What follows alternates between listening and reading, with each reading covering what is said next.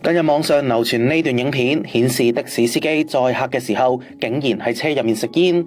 女乘客一開始都仲係好聲好氣。司機啊，可唔可以唔好食煙啊？因為我鼻敏感。開住長線啦，食到好猛啊已經。我都好猛啊，我好燥底添啊，司機。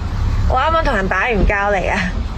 個女乘客懷疑被二手煙攻鼻，連聲咳嗽，但司機堅持要食。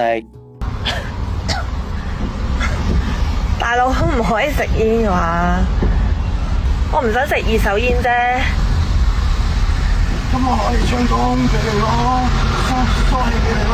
你食之前咪要問下個客得唔得㗎？我唔食煙㗎。呢段影片只有大約49秒，唔少網民都聲討司機，建議片主舉報。星期日網上亦都流傳另一段影片，一個男巴士乘客眾目睽睽之下喺車廂入面吞雲吐霧，懷疑係吸食電子煙。其實吸煙公眾衛生條例列明，喺公共交通工具，包括巴士同埋的士，任何人都不得作出吸煙行為，違者可以被定額罰款3000蚊。而今年4月30號開始，本港亦都全面禁止喺公眾地方管有同吸食電子煙同加熱煙等另類吸煙產品，違例者輕則可以被罰款3000蚊，若果違例品超出指定數量，最高更加可以被罰款5萬元同埋監禁6個月㗎。